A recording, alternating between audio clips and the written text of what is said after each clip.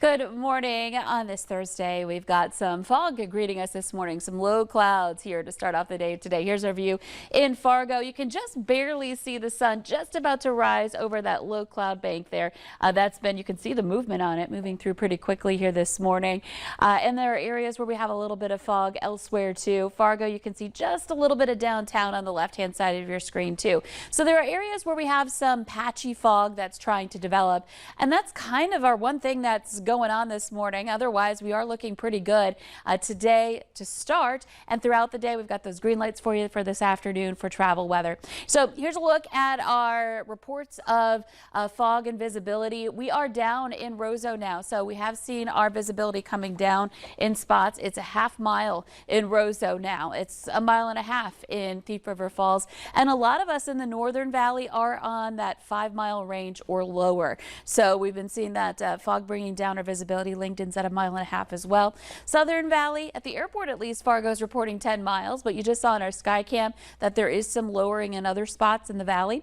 In Oaks, we're at 4 miles visibility, and radar satellite otherwise looking quiet. And with the clouds hugging the ground so closely, it's tough for the infrared satellite channel to discern between what the ground is and what's the cloud cover, because it's looking for temperature differences. And when they're that close, there's not going to be a big difference. So we're not seeing much here, but there are some areas where we're seeing that fog. And temperatures are into the 50s and 60s. It's 62 degrees in Fargo. It's 58 degrees in Grand Forks, and 58 in Bemidji, 61 in Detroit Lakes and in Fergus Falls.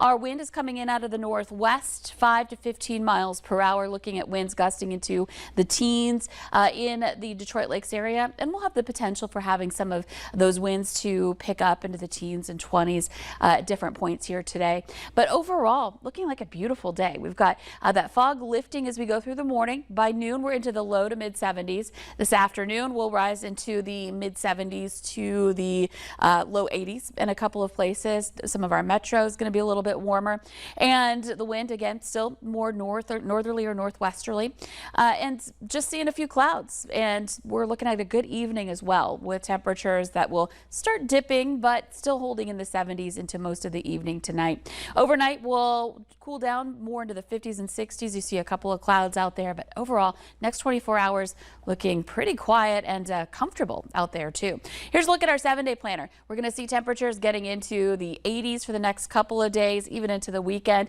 I want to point out that Saturday we'll see a chance for some rain and thunder, a little bit of a breeze with that system moving in as well.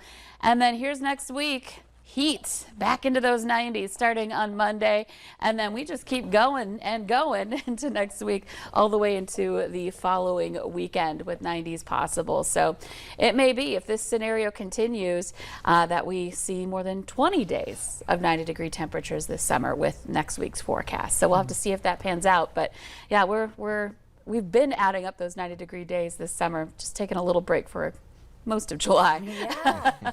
Finally, summer is back. Yeah, it's coming back. Get ready for it. Yeah. Okay, thank you, Lisa.